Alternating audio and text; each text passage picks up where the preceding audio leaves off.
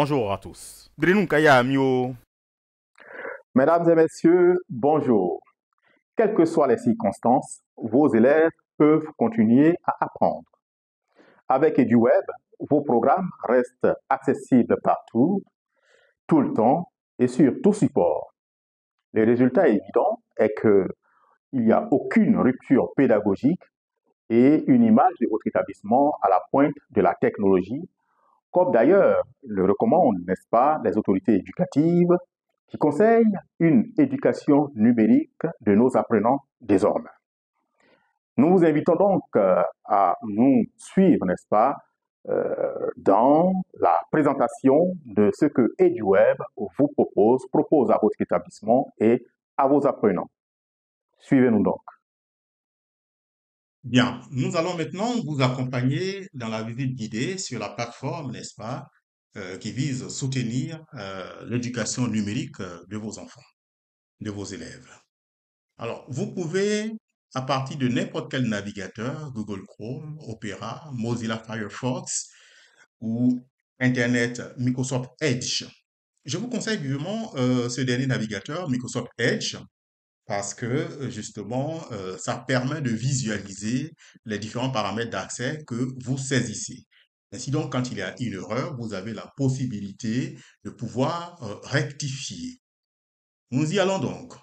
Vous cliquez sur Microsoft Edge et donc dans la barre d'adresse, vous avez la barre de recherche qui est là et ici, c'est la barre d'adresse.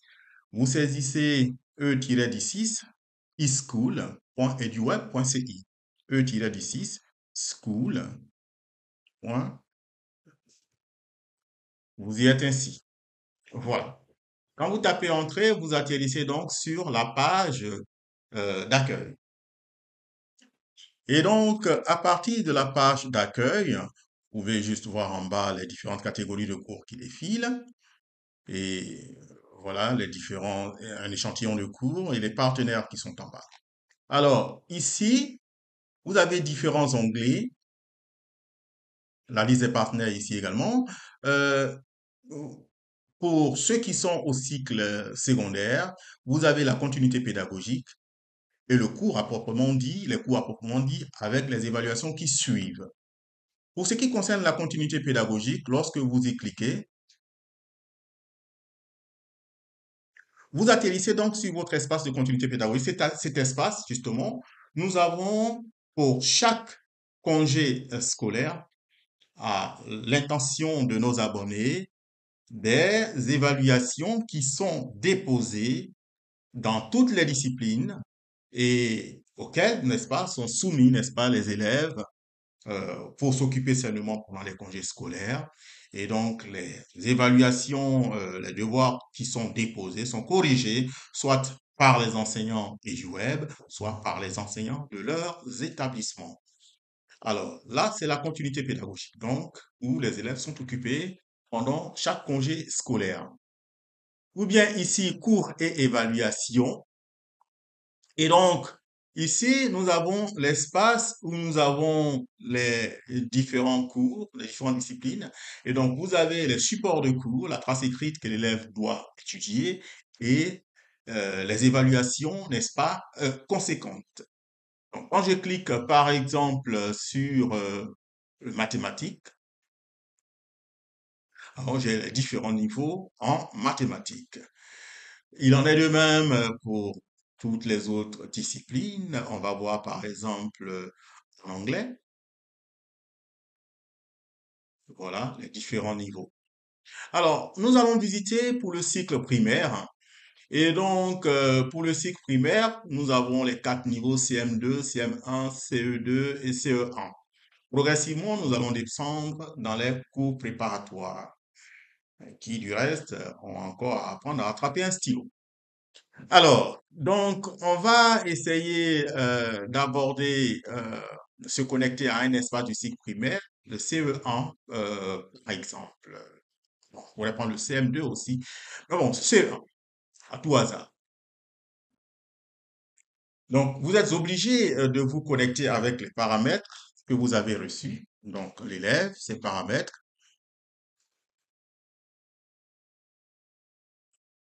Alors, donc, vous avez la possibilité, comme on a dit avec Microsoft Edge, d'afficher ici pour voir les paramètres que vous avez saisis, si c'est correctement saisi, parce qu'il faut respecter la casse.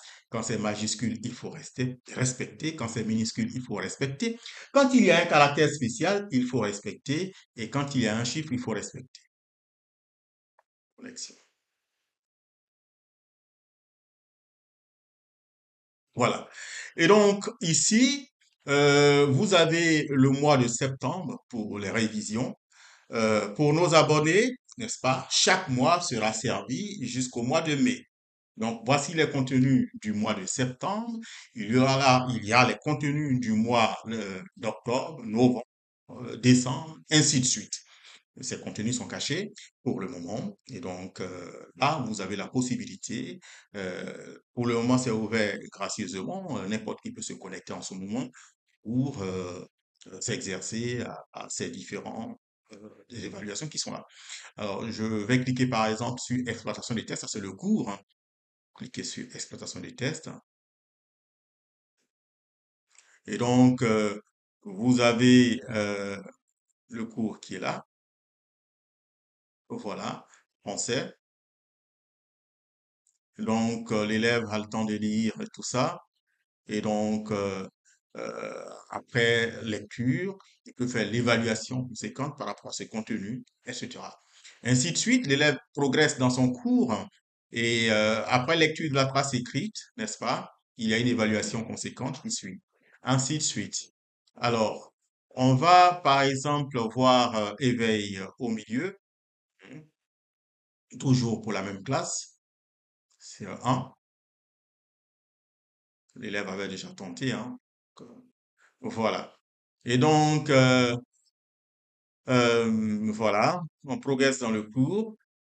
Et donc, vous avez la trace écrite qui est là. Ici, par contre, voilà, il y a une note vocale qui peut lire le cours. Ça, progressivement, nous allons l'étendre à tous les espaces du cours avec une note vocale pour ces enfants qui sont de bas âge, hein, de sorte que, en même temps qu'ils lisent, ils peuvent écouter la voix du maître, par exemple, histoire, l'histoire de mon village ou de ma commune. Et donc, la voix du maître. L'histoire de mon village ou de ma commune. Pour connaître l'histoire de mon village ou de ma commune, il faut élaborer un questionnaire. Connaître sa date de création, les chefs ou maires qui se sont succédés et connaître les raisons des choix du site pour le village. Voilà, quand le maître a fini de dicter le cours ou aider l'élève à lire la trace du cours, à la page suivante, n'est-ce pas? Là, l'élève a déjà fait l'évaluation, mais il peut toujours le prendre. Voilà. Euh, je recommencer, voilà, je recommence, voilà. Et donc, l'élève évolue comme ça. Et donc, l'évaluation conséquente par rapport à ce contenu de cours, à cette trace écrite qui est là. Et donc, que faut-il connaître pour raconter l'histoire de son village ou de sa commune? Alors, il faut connaître sa date de création. Ben voilà. Et une autre question, qui peut faire partie des personnes importantes ayant marqué l'histoire de ma commune? Alors, chef ou maire. Ben voilà, ainsi de suite. Et la dernière question là, les raisons de choix du site peuvent être la présence d'eau et de terres fertiles, bien sûr. Et ben voilà, félicitations, j'ai consolidé cette étape. Je peux faire d'autres exercices à répondre à toutes ces questions, ainsi de suite, jusqu'à ce que je passe, n'est-ce pas, à une autre trace écrite que je peux lire ici. Et une fois je lis, je retiens quelque chose, je peux passer à l'évaluation. Alors, l'évaluation a ceci d'intéressant de pouvoir amuser l'élève et en même temps consolider, n'est-ce pas, la trace écrite. Euh, L'objectif ici, c'est de soutenir les cours de TICE.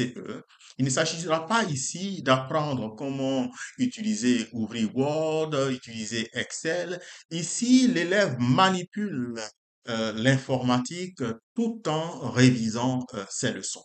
Voici l'objectif ultime du groupe EduWeb, n'est-ce pas, dans sa quête de partenariat avec votre établissement. Nous sommes ouverts à toutes vos questions de compréhension et restons entièrement disponibles pour satisfaire tous vos besoins. Merci. Au revoir.